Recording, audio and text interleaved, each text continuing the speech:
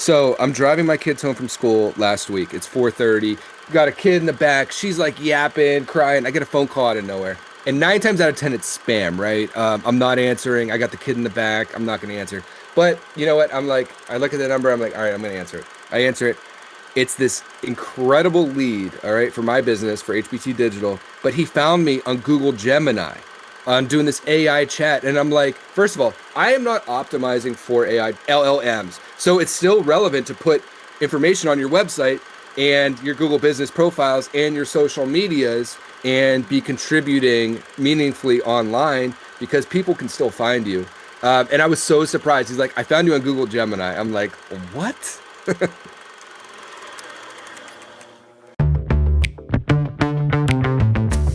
You're on a mission, and you just need more people to know about it. And whether you're brand new to marketing or a seasoned pro, we are all looking for answers to make marketing decisions with purpose. I'm Monica Pitts, a techie, crafty business owner, mom, and aerial dancer who solves communication challenges through technology.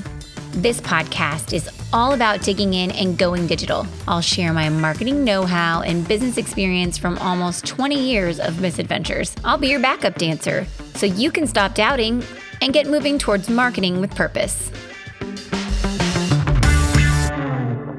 So RJ, tell us a little bit about yourself and also how you got started in the world of online advertising. I feel like I've watched your business grow over the years and evolve, thank goodness, because you're in a industry that does not stop evolving. But where did you start? Well, I mean, so the entrepreneurial journey started when I started with the 5K races in Tampa, Florida. So just, can I make a buck on my own from like brand idea through execution? And my partner and I, Claire, over 10 years had probably close to 40 different 5K races, thousands and thousands of runners, money donated to charity, and we could make a buck on our own and build something from the ground up. So that kind of kicked it off. And then I was always working in corporate marketing, doing some website stuff here, some social media stuff here, some email marketing here. And it was kind of inconsistent. It was all over the place. It was always on the side. And then made that leap in 2019 to full on business owner. Yay. And we do actually have an episode where I interviewed RJ years ago about his 5Ks. And we did that so we could educate our nonprofit audience about ways that they could more effectively run their 5K fundraisers. So that's funny that it goes like all the way back. And we go way back. We've worked together. Make Create. They help us with our website and hosting, and I went through your program. I don't know if you still offer that, but basically do it yourself sort of, hey, we have all these cool things built in the back end of WordPress. You can use these assets and we'll actually design your landing page for you or your home page and get those other pages looking on brand. And you guys helped me so much. Well, and you helped us in our journey too, because for a while there, we really felt like we wanted to build our email list, and we were working on a different style of marketing, I would say, than we have transitioned to now, which is great. And you very successfully helped us run some campaigns. And I'm sure that part of it was because together we honed in and we were like, this is what we can, like, this is our expectation and this is what we can get people to do with these ads. And then finding the right spot to run them and how to run them. Now that was your job. But you did a really good job with it. It was like, I don't even remember. You might remember, how much was it that we paid per email address? It was super low. It was like $2.36. And the only reason I remember that is I still utilize that case study today, in that you and Make Create had it awesome, right? You were a great client to work with in that you knew your target audience, nonprofits. You created an epic lead magnet, which was the 10 social posts every event and fundraiser needs. Clear landing page, one offer, one message, easy form, easy deliverable. So you gave that target audience value, what they actually need to be successful. They could download it easily, and then they got in your marketing funnel, and then you could slowly nurture them to one day, maybe they inquire about a website. It might not be that day after they got that free guide, but maybe you can nurture them. And over the years, they know, like, and trust Make Create Design. And then maybe they will come to you for a quote.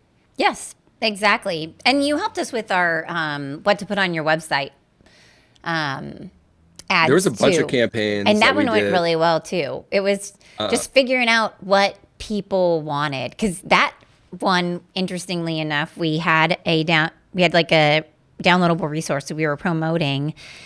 And then we retooled it and we named it something else, but it was basically the same information, just presented in a different way. And it did so mhm. much better the new way. And I was like, oh, who knew?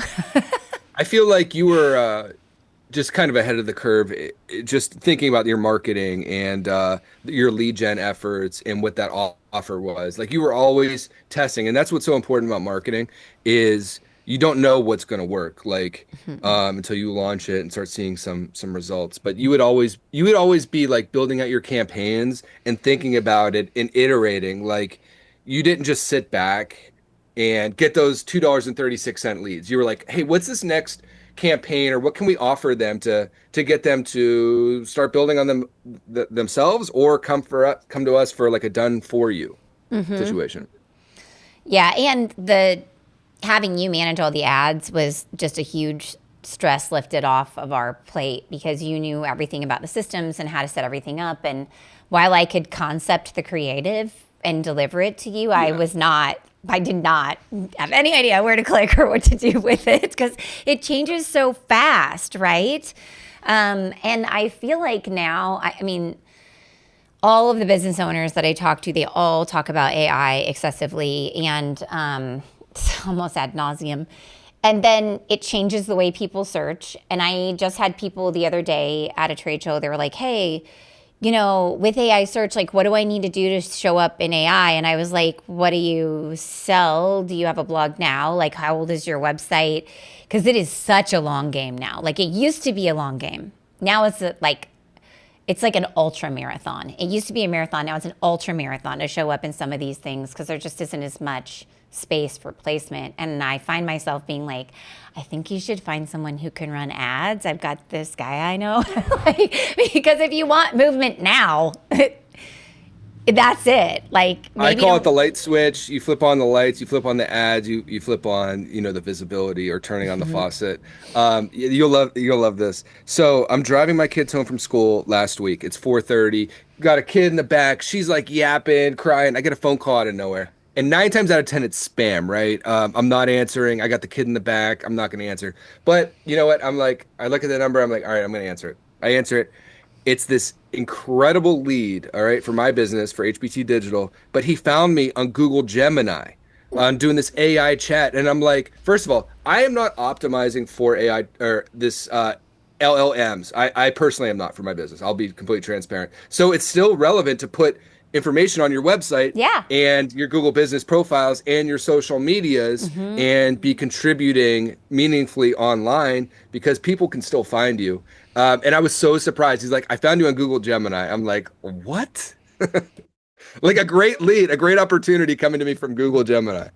I'm loading up my content pipeline because I really think that our next episode, yes, AI search and how it's changing website content.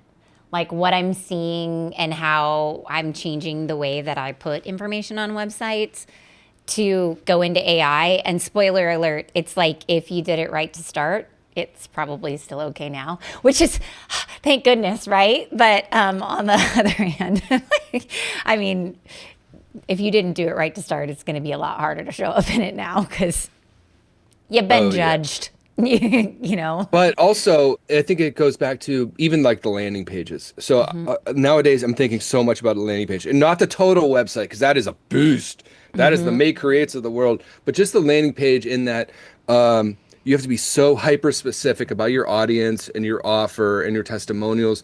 And I think when you dial it in so much, that gives the AI and all these search engines that very specific thing. And I think that plays really well when people are doing their LLM searches because it's hyper specific, hyper focused. And if your landing page matches that, it could be a really great and relevant return.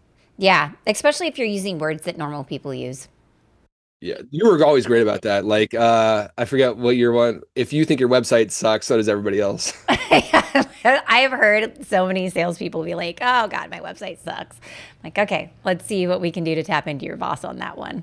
It was just, it was just clever. And I think we're going to be getting back to that in the world of AI. Yes, it's a tool. Yes, it helps so much, but you got to iterate with your voice. You got to add personal anecdotes and stories. It can get you started. But that's what I loved because you actually had a tone in a voice. And so many corporate infrastructures and websites, even the small businesses, they have no voice, no tone. You don't know even know on the About Us, they don't even list the owner or the employees. It's just about the company. We've been around 30 years and nothing about the employees or the owner or why you would want to connect with them. I spend so much time because I use Claude to help me write. So I can stay in like this big picture Yeah. level. And then in the end, I do granularly edit and revise Yeah. everything. But I spend so much time just responding. This sounds like every other company I've ever read about. I gave you all this information. You even have, like, when I interview people, I upload the conversation, like the transcription into Claude. And I'm like, read how these people talk. I want it to sound like that, but a little bit more polished. Like, go back, make it sound like them. Mm-mm. I don't want to read Mm-mm. like, because I'm like, you're going to lose people in the first 5 seconds. And then Claude will come back, God bless him, and be like, you're right. This is very trite. And I'm like, thank you. I feel very validated right now. It's like he's trying to validate me as I'm editing my stuff. But yeah, it's Just because the tone's important. just as we move forward, I say we, but small business owners, using AI, I think being real and showing up as your true authentic self without all these edits, without all these like special graphics, or without like people knowing that it's like an AI generated video, it's just gonna be so much more impactful. Yeah, and not using clickbait and gross stuff either in your ads Yeah. because it's and yeah, and I'm glad that you are getting into the backside of the ads too because I feel like I see a lot of people that run ads to sites because I look at the data all the time and I'll be like, okay, you got them there, and they did nothing. So that sucks because it means you're sending them to the wrong page with the wrong message. It's not congruent. And so it doesn't work for them. It doesn't convert. And sometimes they want to blame me, but I don't run their ads, nor did I choose the page that the ad went to. I feel like it needs to be a dance between the web developer, the content developer, the marketer, the ads human. Like all of them need to work together to make sure that we're really talking to the audience about what they need to hear. Tell us about congruency. I just took us there. Go. Well, yeah, no, I'm glad because in Google Ads, it's like they call it quality score, but does the keyword match what's in the ad copy, match what's in the landing page content? So that just gives your audience something to think about when they're creating their marketing campaigns or their ad strategy is like one offer, one message, one landing page. Because then once you understand what's working, what's not working, then you can iterate off of that like you do so well. I run into business owners like if I do an audit on their website or their ads, they just send to a contact page with just a form, no testimonial, no client logos, no additional selling points, no reason for differentiation. And I'm like, why would they contact you? Like just because you have a form? Just Yeah. because you say free consultation? You wouldn't believe like I just hate an offer that just says free consult. Uh, Okay, What does everyone that offers that. mean? It Yeah. doesn't What mean, does it yeah, even it doesn't mean? differentiate yourself. Like, how are you different? Why should I work with you? Yeah. And please make that page mobile optimized. Whatever you do, Yeah, I don't want to see a website from 15 years ago. please do that. So you mentioned Google Ads, and there's so many different ad channels now. Can you give us a little rundown on what's working for what for ad channels right now? Absolutely. So, if you have something beautiful to display, image or video, Meta is going to be the place. Demographics, interest, behaviors. Um, with the tagging, the audience control, um, the speed of which it can perform. I love Meta ads. But Google's our bread and butter. Google's king. Google is, your high search intent. So they want an answer to a problem, buy a Steelers shirt or why is Make Create Design the best, website maker in the land, they go for a specific reason. And okay, so Meta, those are going to be more branding or early buying cycle ads, right?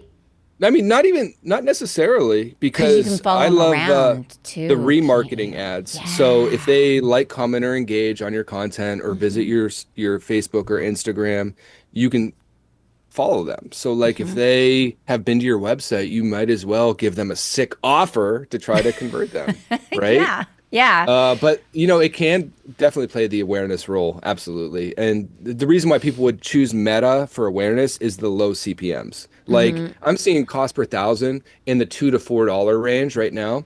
So just for your audience to think about, um, to reach 1,000 people of your target interests or demographic or behavior is $2 or $4 to reach 1,000 people. That is nothing. So people need to understand no one knows who you are in the grand scheme of things in your small business. I'm sorry, they don't. You have to advertise. Okay, so and then you can also help your conversions out on Meta by running those retargeting Oh ads. yeah, like what I've been seeing really work really well. I was working with a financial services company. The on Meta form is working really well. I like the conditional logic too, so you can filter out and qu qualify better. Meta's also really cool. So say you get a bunch of like leads that aren't qualified or maybe they're spam, which happens. You can actually mark those in their lead center and they will stop showing ads to people like that group. Okay. So if you have 100 customers, you can actually upload that list now and they will try to find you more people that resemble the attributes of that audience. Ooh. And then you can do lookalikes on those. So like a lookalike of my audience that actually buys from me, let's show them ads too. Let's give them a sick offer. So you need to be strategic about it. Thank God for AI. I mean, it helps so much. Like, I don't want to give all the secrets out, but it's all out there anyway. So here's the thing. You can just go to Claude and say, give me a Facebook ad strategy to sell my product or service. But here's the thing. Are they going to be able to do it effectively? Are they going to know the nuances of the system? Are they going to be able to test? And are they going to be on top of it while they're running their own small business and managing employees? So while they can do the research, they can understand, they can get a strategy, are they going to be able to execute? And are they going to be able to execute effectively? Yeah, no, and I think that it's kind of like doing your own taxes. Like I don't really want Oh to God. Oh, know. That's hell to bad. the no. Yeah, no, exactly. And so I think that you just have to know that you're going to spend money to make money. And even if you spend another, $1,000+ a month to have somebody manage it for you, you A, can't get an employee to do it for that amount of money. Um, and B, Yeah. that employee is never going to be as experienced as someone who does it every day because they don't see the patterns of everyone else, right? So I think it's a tricky thing because one of the things that makes me good at web design is I look at other people's stuff all the time and I look at how it performs. I look at how Google's treating it, how, like, I look at it all every day, right? And how it's loading, all of it. And so then if you are just in charge of one tiny thing, how do you know? Like, I'm not saying you can't be good at it, but it's harder when It takes time. It your takes time. material to learn from is more limited, right? It's Oh a yeah. it's a tricky one. But how I like to sell it to clients is like, we try to give our clients a 3x return in their pipeline. So if they spend 3,000 on ads, we try to deliver 9,000 worth of opportunities in their pipeline. And Yeah, now if your that's product or awesome. service is 5 grand, 10 grand, 30 grand, 50 grand, they just need a few opportunities to work and then maybe one closes. So like we make it work for our clients and that's why we've had some clients with us for about 5 years now. So it's just like just amazing. Like if you can show value, if you can provide those opportunities, because all small businesses need opportunities and revenue. That's it. All right. You can have the best marketing plan and strategy. If people aren't buying, if they're not converting, you're gonna be out of business. So Yeah, luckily, we're 6.5 years in business. You're what, close to how long? we're over 20. Woo! Woo! It's been a hot minute. That's awesome. But I do find, and this is where I feel like you can come in, is that a website, it only lasts for so long before it just isn't going to optimize as well. And the way search changes, and the way people search changes, and so it has to be tooled after years. And I'm sure that ad strategies are no different. Like they're going to work for a while, and then but they need to be babysat, and then they need to be adjusted so that they really do what they're supposed to do. Would you agree?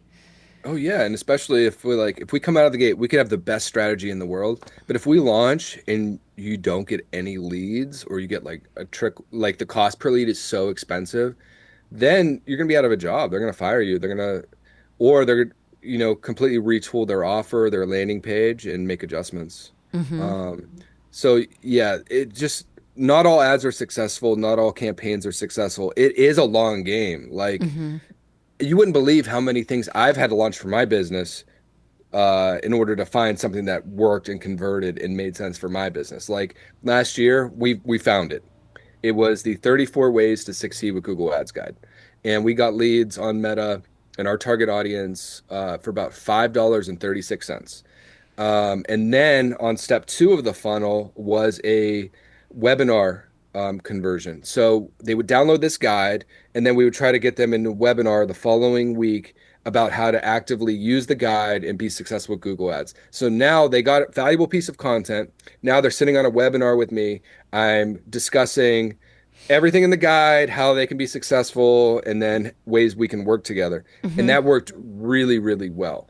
But to get to that campaign and that funnel and that system, it took years of like trying different things and trying that system and trying, you've been through it. It's just that's why people work with partners like May Create Design or HBT Digital is because like we can execute, but we know what it takes to be successful. Yeah. And then, okay, so where did you run that ad, by the way? Meta. Meta. Google Ads, Ah, but on Meta. Meta. Yeah. And that, okay. And then the people often that I talk to that have a product or service that's like really obvious, like I need a plumber. Like I love to use plumbers as examples because all the research that I've done in keywords and watching plumbers' websites, people search for a plumber. They don't search for how do I fix my leaky toilet. They literally know the toilet is leaking and they need a plumber. That's like it. I love working with HVAC companies. My best client is Chapman HVAC, who you introduced me to, Yes. because when your plumbing goes out, your heating goes out, your air conditioning fails at 95-degree summers, that ad converts so well and you can show like great performance. But like some clients are needle in a haystack. I'll give you one example.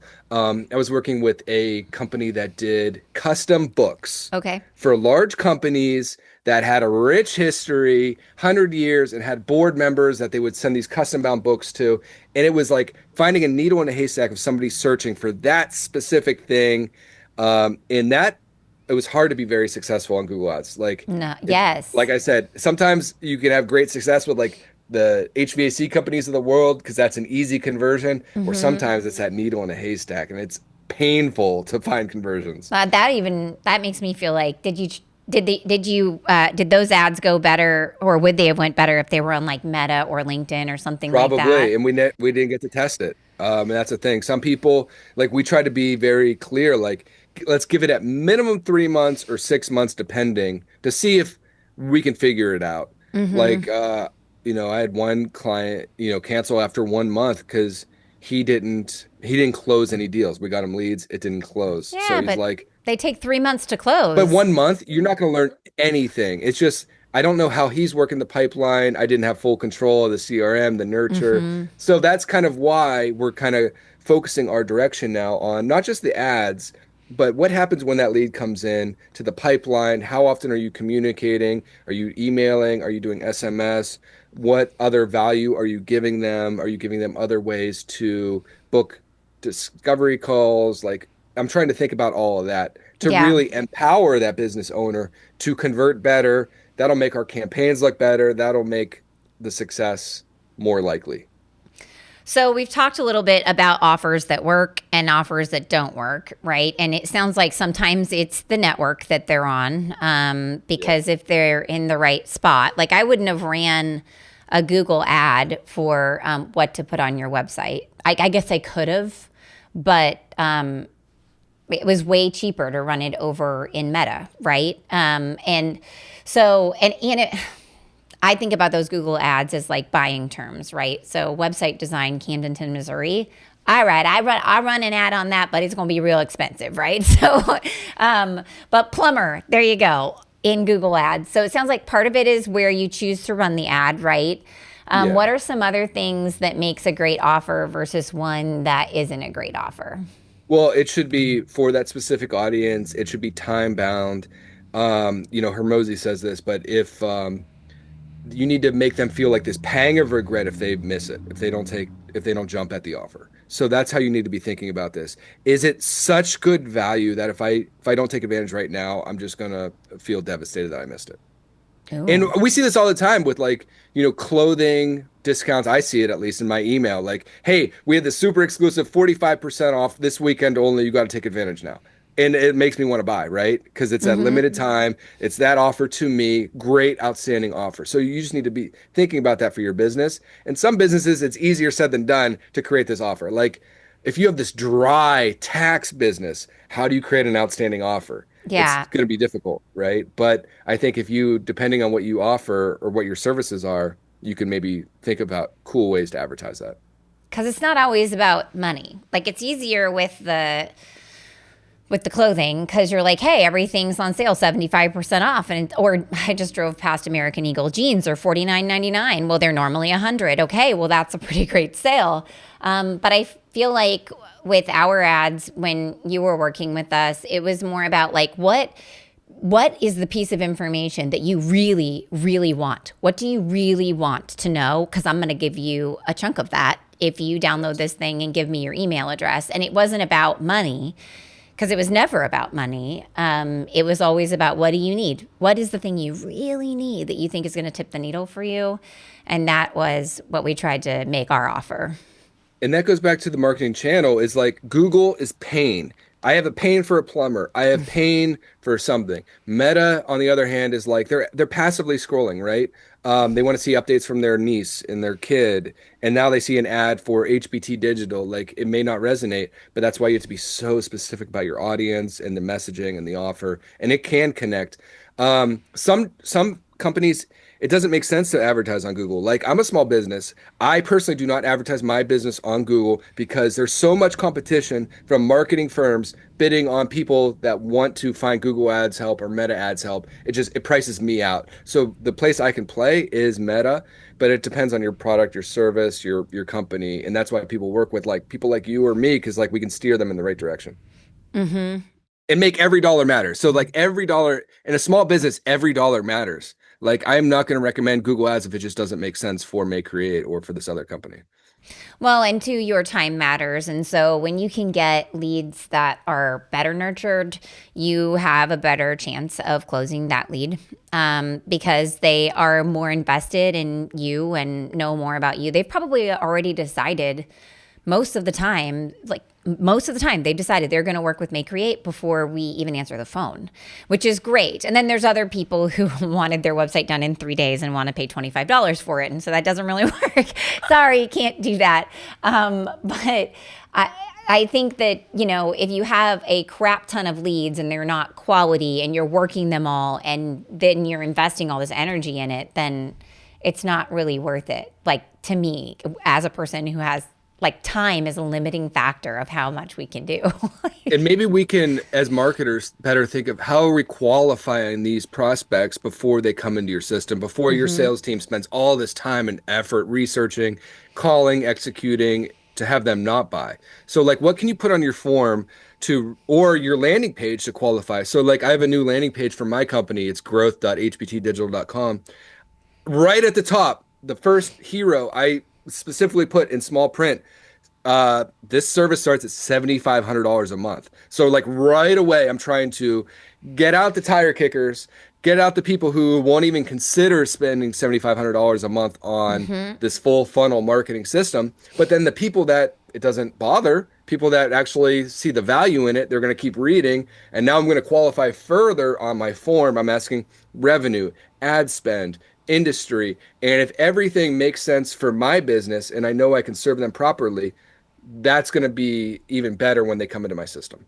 Yes. On ours, it has budget, which starts at our lowest budget point, right? It doesn't start at zero. And then it has industry because that helps us. Then we also have like, have you worked with a professional designer before? Like who built, basically, like who built your last website? Mhm. Was it your dog? Um, and, and those things help us a lot to qualify our leads, because oftentimes if they've worked with a professional before, they are more likely to work with a professional again versus doing, unless they, I mean, yeah. I'm just gonna hold true with that statement. I want to like retool it and be like, well, there's a little bit. No, I think they're more likely to work with a professional again, especially if it's one that doesn't suck. That's Well, it's like, do you want to remodel your bathroom? And you can do it, but it's going to take you 3 months, and it's always going to be a disaster for those 3 to 6 months until it's actually finished. Or are you going to pay a contractor a hefty amount, but it's going to be done in 3 weeks, complete to your vision and executed perfectly? So, what do you want? Yeah. Well, and the amount of money that you will spend in drywall repair because you did not do the plumbing correctly. That's all I have to say about that one. Or have something Not break that and I've learned that from personal experience, but yeah, it's like, exactly. oh, the misadventures of remodeling your own house. It's so fun. So a lot of our audience are construction companies, trades, like trade businesses, like contractors, and we also have a lot of nonprofits, and a lot of them have never ran ads before. So if someone has a modest budget, where do they start? And can they even like move the needle on that? So So I like to advise people, if you're looking to get into ads, you should probably try to invest at minimum $50 a day. Okay? Okay. So that's 1,500 a month, but I'm not saying you advertise all of your services, all of your products. Let's go all in on one product, one service for that small amount. And Mm-hmm. usually you can move the needle dependent, just depending. Mm-hmm. Um, but if you have a smaller budget, that's one marketing channel, one service that you're promoting, one offer. All right. Don't try to be fancy and be on Google, Meta, LinkedIn on a small budget and advertise all of your services. It's going to be a disaster. I would agree with that. And it allows you to really hone in your messaging on that one thing to make sure you get it right, because you want to start simple and then move into complicated as you go. But two, I feel like every business has a gateway service. So for us, it's websites. We do websites super, super well. I would rather work on your website first. And then if you need somebody to help you with your trade show displays or with a banner or with a booklet or something like that, okay, cool. But I want to go through the pain with you in your website because I have such a good process that it's going to come out right versus grinding through a brochure with you and everyone feels like we're dying inside a little bit. Like can we just, I don't understand what it is like, but if you come in with a website, your brochure is going to be so much easier. Oh yeah, Just- because it's all there on the yeah. website. So if you choose like that gateway project, right? You have a system. This person Mm-hmm. could try to figure it out, and they're probably going to jump on their flyer first before the website, and that they're going to get so frustrated they're going to quit, or they just come Mm-hmm. to you and get a website that's beautiful, it functions quickly, and then they can iterate. Yeah, and I also think that the flyer versus the website, I have so much space and words that I can use on the website, and I should. And then when you get to this flyer, it's like very tight, and so you're like, what's the most important thing? What do we say? What do we not say? I don't know, and it gets not as easy. Anyway, Can I okay, ask you a so question? Can I ask you a yes. question? Where are websites going in 2026? Like, what should we be thinking about? We talked about it earlier, but I really think that you should be thinking about having like genuine content on each of your pages and genuine photos and just differentiating yourself because bot traffic is way up, zero click searches are way up. So you have way less traffic on your website now than you've ever had before. So when you actually get a human, let's make sure that we're being humans and we can connect with them. Otherwise, you're just wasting. Like you're wasting this opportunity. It just sucks. It's like if you're at a trade show and you're just sitting behind your table and scrolling on your phone instead of trying to make eye contact with the people that are walking past and engaging them in conversation. That's like the difference between having that like human website that's engaging and making connections with people versus just scrolling on your phone and ignoring everyone. And that's what you're doing with your like crap website, right? I love that example because it's so true. Like I've been to websites and heads down behind the desk. Like, why would you engage or even look at this company? But I think the tech behind them is probably more important than ever, and the structure, because there are new laws and mandates coming out like every day, literally in all different states about how you need to do your work. I love that. I love having a governing body for web design because it makes them easier for everyone to use. And yeah, so you just have to be careful with it and knowledgeable because it matters more than ever now. Mm-hmm. And it didn't matter as much any Mm-hmm. before. So yeah, I think that's where they're going. It's great. I love it. Okay, so back to ads. There's this thing called the Google Ad Grant for my nonprofit friends. Like, Mm, I know hate it. I know Hate it. ish about it. Like, is it worth it? Like, what? Tell me No, about this. no, it sucks. It sucks to get it. It sucks to try to use it. You're so limited on the type of campaign you can run. You can't run any display. You can't run any YouTube. You can't run Performance Max. Like it's just the controls on it. You know, if you get it and you can get it running and get impressions and clicks, more power to you. But it's so hard to be effective with it. I feel like the type of nonprofit that it would go well with is, let's say that one of your main money making vehicles for your nonprofit fundraising vehicles is like a thrift store or something like that. I think that could be turned into search ads and it could potentially drive traffic for you. But if yeah, I don't know. For the other ones I'm like I'm not sure like how you're doing this. I don't know where it's going to fall into place. Like I secured a grant for one company, a nonprofit. Literally, it would not spend. It wouldn't activate. It's just it's not great, in my opinion. Yeah. But if you can get the money and it will spend for you, more power to you. Yeah. Well, and there are companies out there that they just work with Google Ad Grants and maybe they like know the insider armpit on exactly how to make it work. Right. Well, I mean, just so everyone's clear, they don't actually cut you a check for $10,000. They just don't charge you for the clicks. But good luck actually even approaching near a $10,000 spend because it's not going to happen. A lot of it's broad match keyword based, which delivers crap traffic. So it's just like not great. Boo. Well, good to know. Okay, so let's say that I'm like, okay, I want to run ads. Tell me what I need to have. Like, what are the minimum things that I need to have to make these things work? Like, I'm like, The only thing you got to make sure you do is put that pixel on your website from the marketing channel.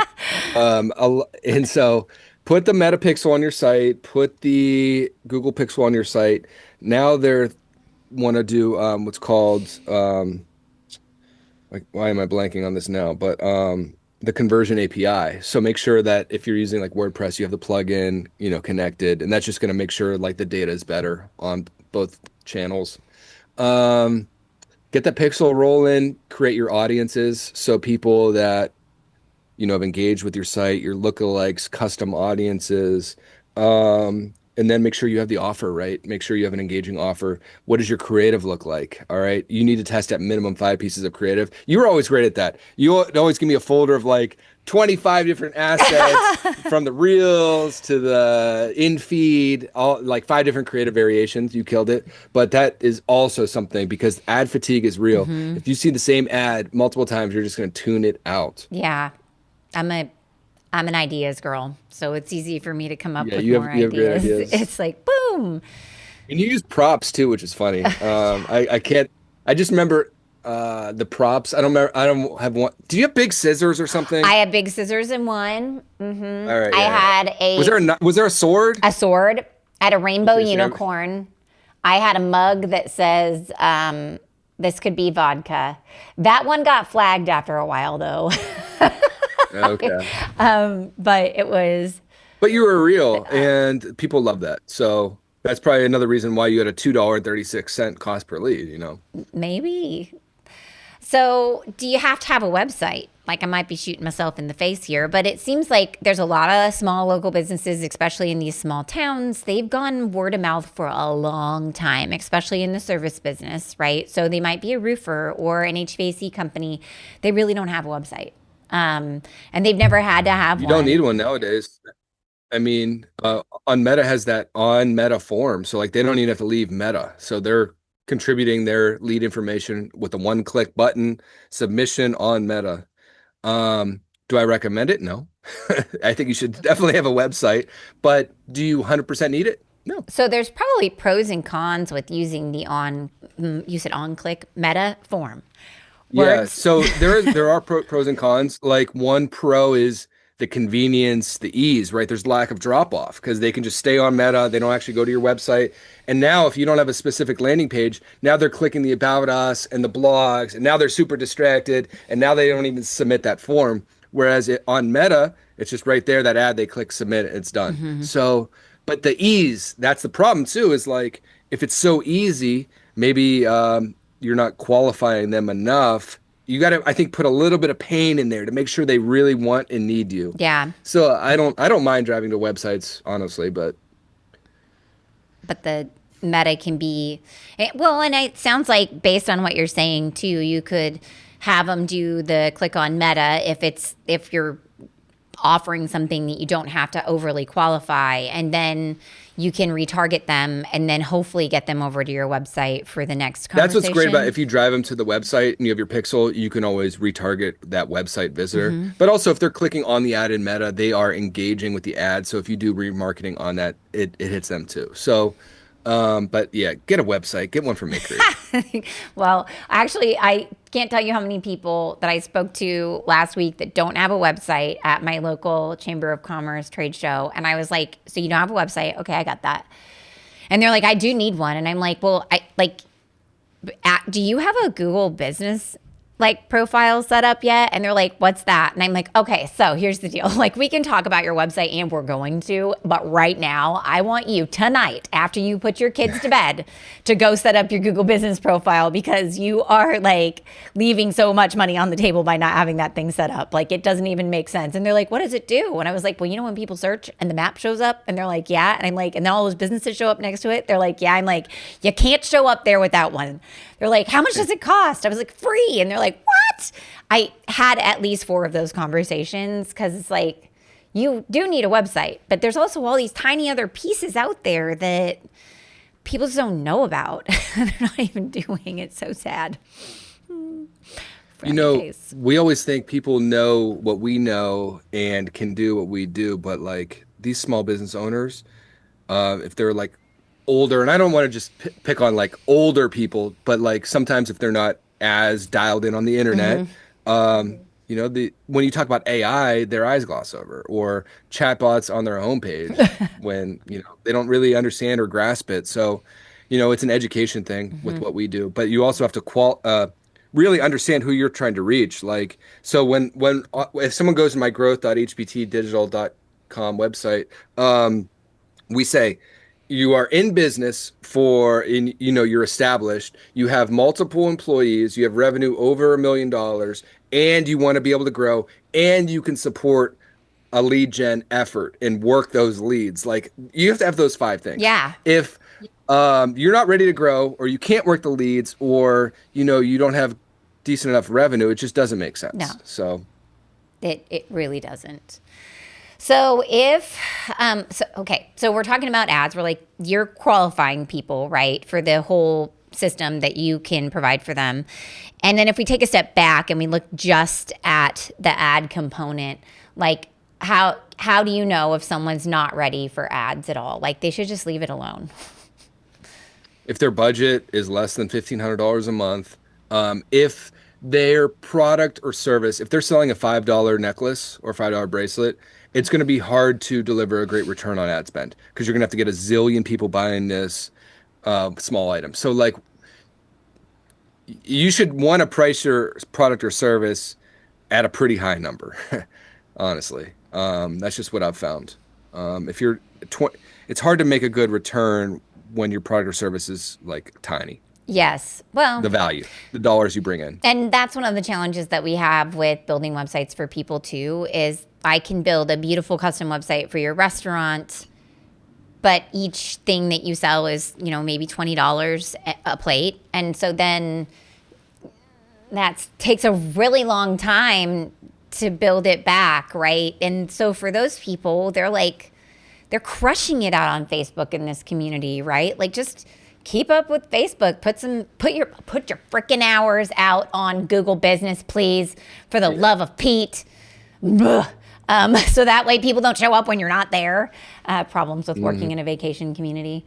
But I just don't know that they need to run ads. It's hard when it's $20 per item. If I was a small restaurant, right? If I had tiny revenue numbers, what I'm going to do is I'm going to run an awareness ad from like 4 o'clock until 7 o'clock. Put like $10 on it, and it doesn't even need to be a high dollar amount, but at least you're going to blast your area and you'll get some visibility. And now if you offer your happy hour special with 25-cent wings and $2 off beer, that is attractive. And now it hits right at the time at 4 o'clock when they get off work.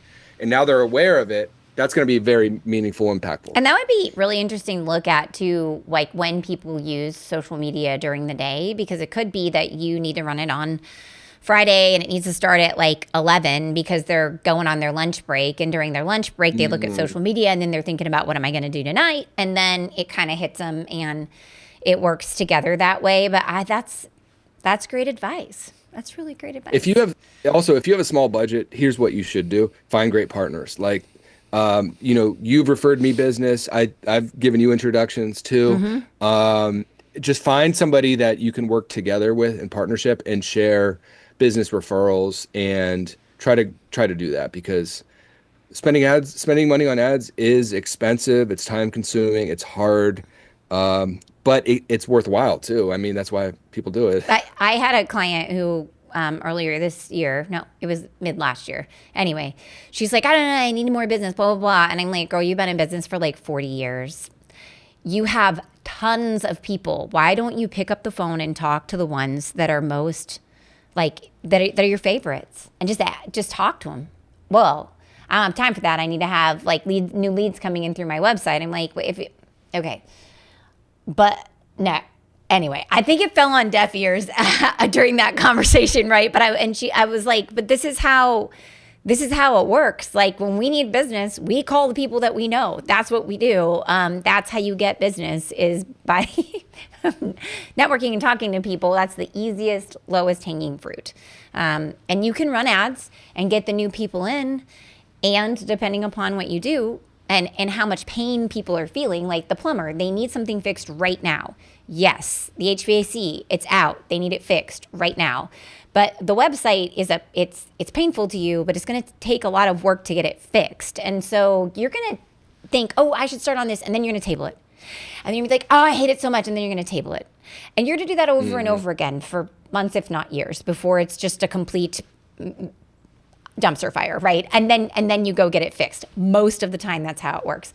And so depending upon your business, and what you sell, the ads can be a solution, but maybe you just need it. Like, if you're on a super low budget, just pick up the phone, or send an email, make the partner relationships. It'll yield you business faster, quite frankly. Oh yeah, 100%. So RJ, anything else you want to tell people before we let them go today? I just want to say, tell your friends and family you love them. Aww. I hope you have a good day. I keep seeing that on the back. I hope something good happens to you today. I keep seeing that on the back of cars. I love that sticker. I hope something good happens to you today. Oh, there's enough business for everybody. You don't want us to be greedy. Just share, and we can all be successful. Be thankful. Yeah. Okay, so if people want to find you and they want to learn more about all your services, where do they need to go? Just the website that you helped me with, hbtdigital.com. My new growth website, if you want that full funnel experience, is growth.hbtdigital.com. And on socials, it's just at HBT Consulting. Thank you. Monica, it's been a pleasure. Thank you so much. Anytime. I'm sure you'll be back again because I need to hear, and everybody needs Woo! to hear what you've got to say.